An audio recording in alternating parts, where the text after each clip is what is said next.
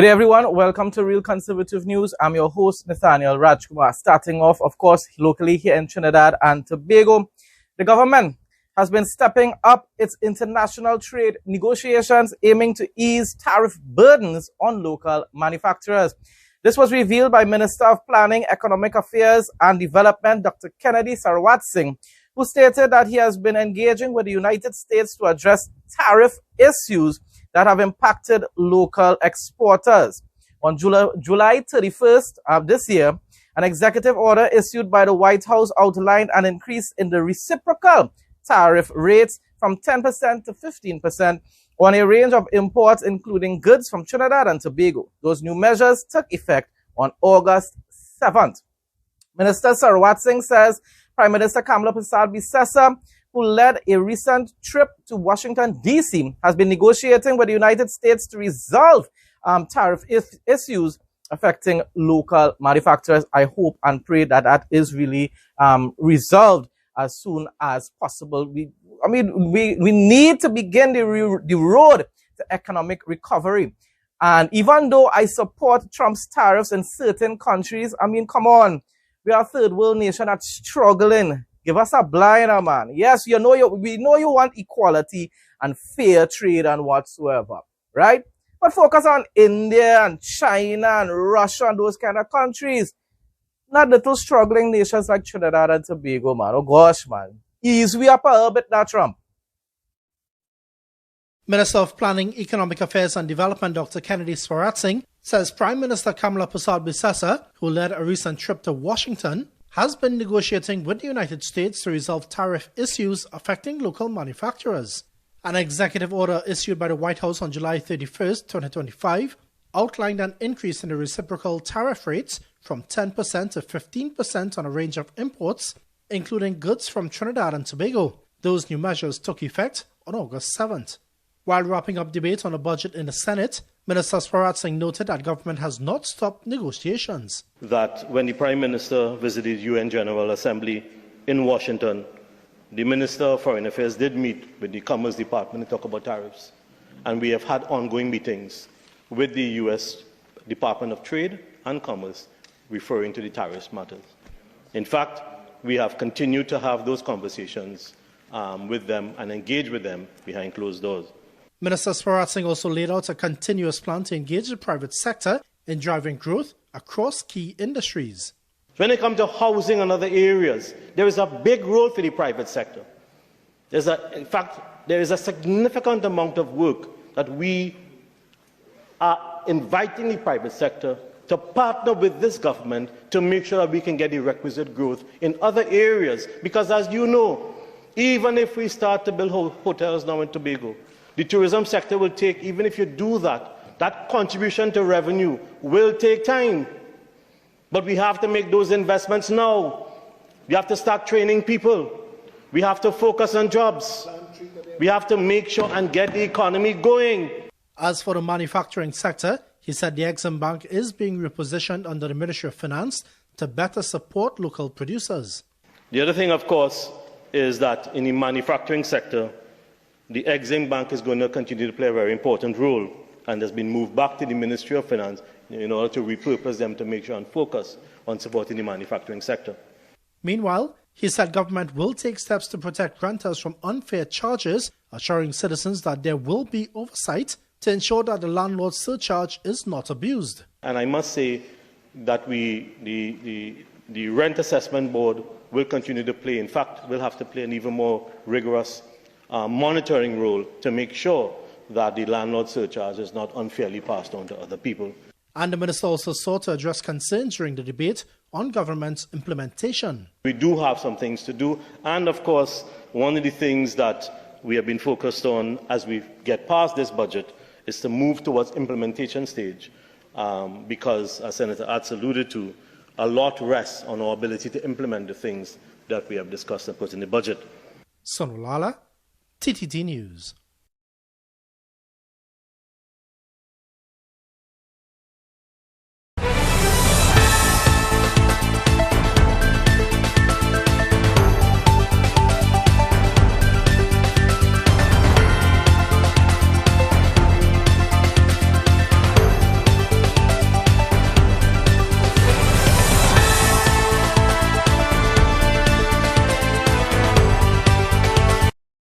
Sleep better.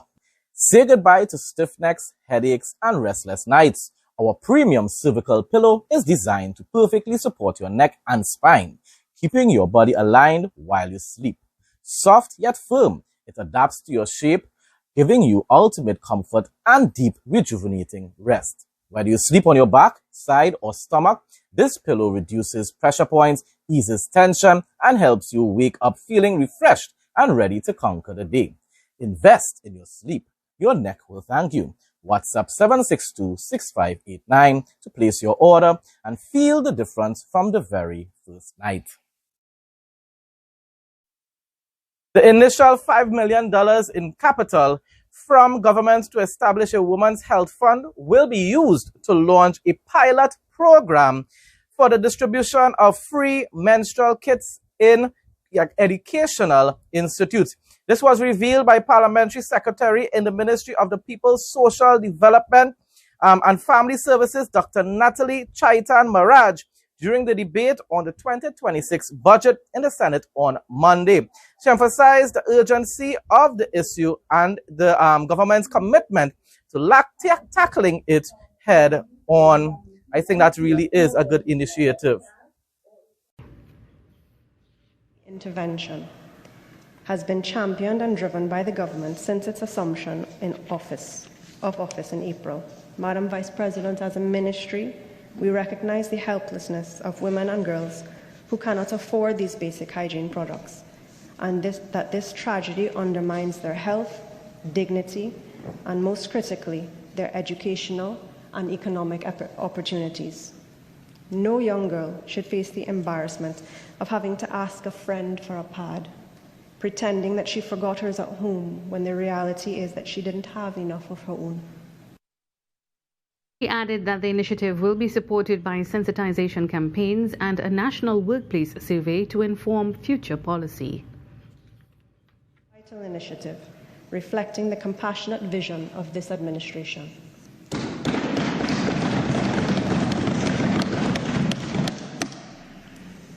Excellent, excellent. For Senator Atts, who made the point that we need research and education to drive us going forward, we are also planning an important research project, the Menstrual Health and Hygiene in the Workplace Survey, to gather data from 5,000 employees to inform future evidence-based policy. Ladies, meet your new go-to bag, our mega duffel handbag, perfect for your travel, shopping, the gym, and everything in between. Crafted from premium Oxford material, it's not just stylish, it's built to last. The ideal size, flawless design, and unbeatable quality make it the bag you'll reach for every time. Versatile and ready for anything. WhatsApp 762-6589 to order yours today. 35 students and 15 teachers from Loch Maben Catholic School in Cedrus toured the Ale Burke class USS Gravely on October 27th at Port of Spain following the completion of recent infrastructure upgrades and donations to their school by United States Southern Command. The students and their teachers got an exclusive tour of the ship hosted by the Gravely's sailors and leadership. I'm sure that was quite exciting. I myself would have loved to get that opportunity to tour that ship. No more overheating phones. Cool your phones in seconds. Prevents damage to phones and battery issues. Better gaming experience and streaming. USB powered and fast charging. Lightweight and quiet. Ideal for kids and adults. Works with all smartphones. Makes a great gift. Call or WhatsApp 868-762-6589. A Dabari woman was reportedly assaulted by her ex-boyfriend and, listen to this, and his family during a visit to their home on Monday. The 33-year-old woman of Swallow Lane, Maloney Gardens, reportedly went to the home of her former partner at Gull Terrace around 2:30 a.m. That's your ex. Why are you going there that hour in the morning anyhow? But moving on. It was alleged that the woman had an altercation with her ex-boyfriend, his brother, and their father, whom it is believed is a police officer. Police again, I'm telling you, boy. Following the incident, the woman reportedly left for home, but claimed that the three men followed her, restrained her against her will, and dragged her back to their home, where they all took turns kicking and cuffing her about her body, causing injuries. You are a police officer, and instead of taking control of the situation and pacifying the conflict, you participated in the assault of a woman. Now, I'm not saying, as I said before, what were you doing there in the first place that hour of the morning? And I'm not saying that you acted in the most civil manner, but that does not justify your actions either. Police need to be held accountable for their actions because they believe that they are above the law. Premium touchscreen wireless headsets restocked. 1.9-inch HD full-color touchscreen. ANC and ENC noise reduction for crystal clear calls. 9D panoramic sound. Long battery life and fast charging. Control music, videos, TikTok, YouTube, and much more. Camera feature, voice assistant, timer, stopwatch, and lyrics on screen. Water resistant, sleek design. Available in gold, black, blue, and purple. Gift ready packaging with replacement earbuds included. Never lose your earbuds again with the Find Headphones feature that actually works. Don't miss out. WhatsApp 762-6589 to place your order. Limited stock available. A Mayaro man was killed by police during an alleged confrontation on Monday at a Guayari fishing port after he reportedly pointed a gun at officers. You know that copy and pasted report that they give each time they then fear for their lives and returned fire? Yes. So the police identified the man as Ainsley Glenn Gonzalez of Calmapas Village, Guayari, Mayaro. Officers reportedly went to the Guayari fishing port around 2 a.m. and saw Gonzalez standing outside. Going outside at hour, boy. Police said upon seeing the officers, Gonzalez turned and ran into a wooden structure on the premises. Officers said Gonzalez was sitting on a bed and pointed a gun at them. You are real serious. If you just did that, then you are really serious, boy. Following which several clicking songs were heard. He had supposedly tried to shoot at them. Police said Gonzalez ignored several verbal instructions from officers to put down the gun. And in keeping with the TTPS use of force policy, officers fired several rounds at Gonzalez, hitting him about the body. Gonzalez collapsed and was taken quickly to the Mayaro Health Facility, where he was pronounced dead at 2:38 a.m. Police said a sawed-off shotgun was recovered at the scene. My response, this right here is why acquiring body cams for police officers to wear while on duty should be made a priority instead of what our Minister of Homeland Security said and did. Even though I support the Kamala Bissessa administration in general, I continue to be concerned about many of Roger Alexander's public statements and the policies which he is implementing. I'm telling you, anyway, let me move on to what I was saying there. He's detached from reality when it pertains to police brutality and extrajudicial killings. Bear in mind that this police report could be accurate. I'm not saying that it is definitely false, but there's no evidence to verify their claims. Wake the heck up, Roger Alexander. Tired of losing your keys, phone, or coins in that annoying gap between your car seat and the console? We've got the perfect solution. Our universal car seat gap fillers are back in stock, ready to save your stuff and make your ride clutter-free. Available in black, brown, beige, and red, they're designed to fit any car seat and blend perfectly with your interior. Simply WhatsApp 762-6589 to place your order and enjoy delivery straight to your door in just 1 to 3 days. A day after Venezuela suspended gas agreements with the United National Congress government and hours before it declared Prime Minister Bissessa persona non grata, she's no longer welcome in Venezuela, Opposition leader Penelope Beckles, Penny, yesterday received a courtesy call from Venezuela's ambassador to TNT, Alvaro Enrique Sanchez Cordero. She just suddenly received a courtesy call from him. Yeah, right. Are you going to believe that, right? My response, this woman, Penelope Beckles, has the respect for the office of the Prime Minister.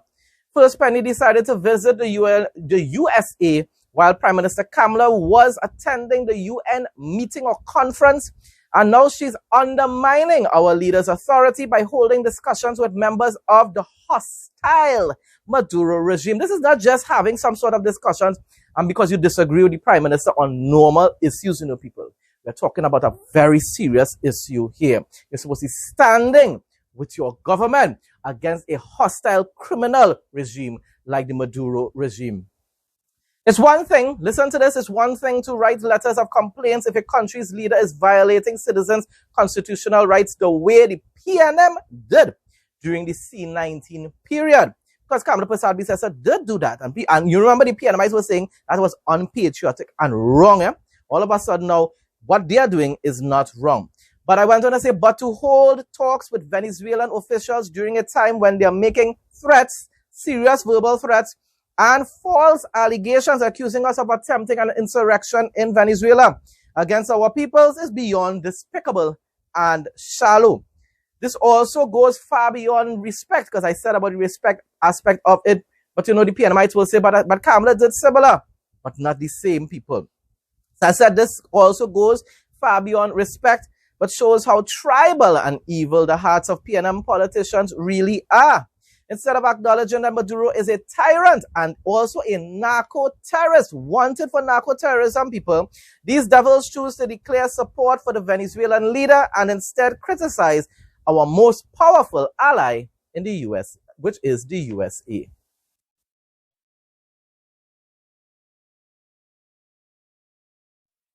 You won't be disappointed with this one.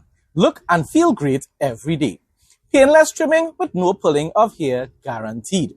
Comfortable to hold and lightweight. Intelligent anti-pinch system. Safety travel lock. Accurate and painless trimming. Durability 100% quality. Fast charging. To place an order, call or WhatsApp 868-762-6589.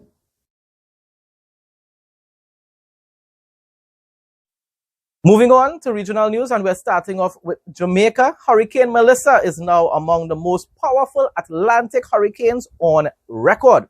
The monster storm strengthened Tuesday before hitting Jamaica, bringing with it maximum sustained winds of 185 miles per hour, 295 kilometers per hour. It's the strongest Atlantic hurricane to make landfall since Hurricane Dorian battered the Bahamas in 2019. I continue to pray for the people of Jamaica. Now it's time for recovery. Lord, by later today, we will probably find out if there were any sort of fatalities and also the extent of damage that occurred. It's really sad. And when I say sad thing about it, what makes it worse, I saw a video on TikTok where there were individuals in Jamaica, probably before the storm actually hit, were partying. Rain was falling and people were partying. That I will never, ever understand.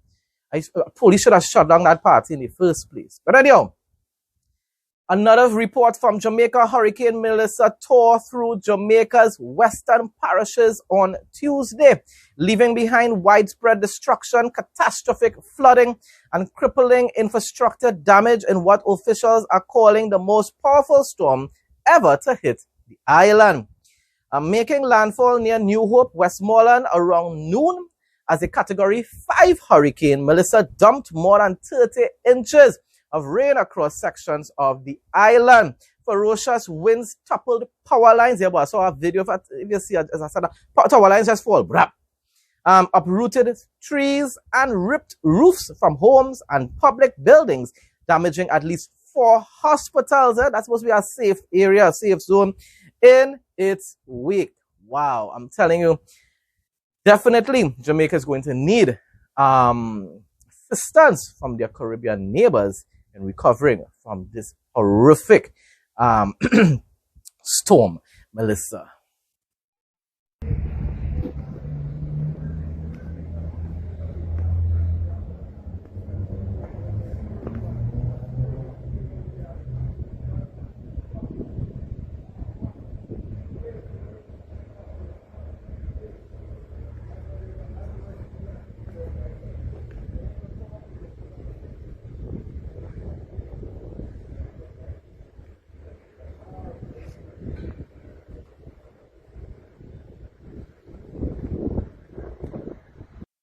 Moving on now to Guyana, investigators are working assiduously to determine the motive and possible border connections, because it's very possible that the Maduro regime was behind this whole thing.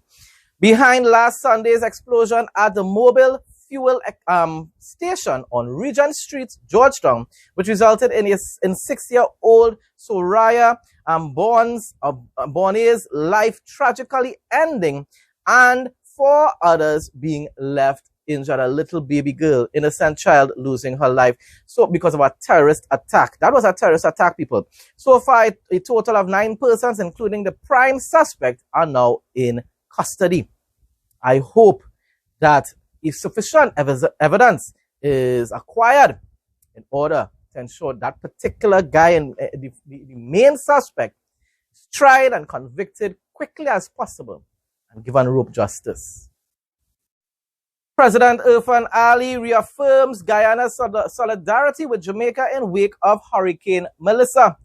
This evening, the president went on to say, "This evening I spoke with the Prime Minister, Andrew Holness, and reaffirmed Guyana's full readiness to support the government and people of Jamaica as they confront the impacts of Hurricane Melissa.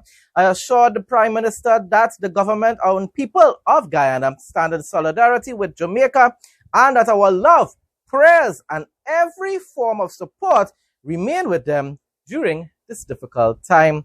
And Trinidad also pledges support to the people of Jamaica. Moving on now to international news. Another violation by Hamas over and over again. Yesterday, terrorists opened fire on IDF forces in the Rafah area in the Gaza Strip using anti-tank weapons and snipers. Israeli forces returned fire and began conducting searches, while Trump remains in that detached from reality sort of frame of mind, believing that the ceasefire is still in effect. I'm telling you, he's doing a wonderful job in America, but he's spiritually blind when it pertains to what is taking place in the Middle East, and is in particular the war against terror in Gaza. Senior political official, Israeli official, in a discussion held by the Prime Minister Benjamin Netanyahu, it was decided to expand the area that Israel holds in the Gaza Strip beyond the yellow line. The Prime Minister coordinated the move with senior American officials, and this is what frustrates me. Israel is an independent nation. They shouldn't have to be coordinating any of their decisions with the Trump administration. Trump, you are not the king of Israel. An IDF soldier was killed. It's not like, the thing about it is, it's not like the Trump, the U.S. military is in active combat, fighting alongside with the Israeli forces. You know, Israeli forces are doing everything on their own. And yet, Netanyahu has to continue seeking permission from America to carry out certain types of actions against Hamas. That is ridiculous, people. I know a lot of conservatives won't agree with me, but it's wrong what is taking place. An IDF soldier was killed and several others were wounded yesterday in the southern Gaza Strip when a Hamas squad emerged from a tunnel shaft and launched a combined attack using anti-tank fire and sniper rifles. Most likely this is probably the same incident that I reported just a little while ago. At least 60 civilians and police officers were killed in a large-scale operation against organized crime groups and drug gangs in Rio de Janeiro, Brazil. That most likely a lot of those civilians were the gang members themselves. I don't know why, but you know, mainstream media, they always make put these reports together to try to I don't know, demonize the police officers when they're actually doing good? Because you're talking about Brazil is going finally, just like I hope Colombia and these other Central American countries will do at some point in time. They're actually going behind the gangs, not just particular individuals like what Trinidadian police officers do. They're going actually behind and waging war against entire gangs. And this was the result of it. If there were any sort of civilian, in a sense, civilian bystanders that ended up being sent into eternity, that is collateral damage, and that is really sad. Also, for the police officers who risk their lives to wage war against these notorious criminal gang members, condolences to their family as well. I hope that these type of exercises continue to take place, just like how the Trump administration has waged war against narco-terrorists in our region.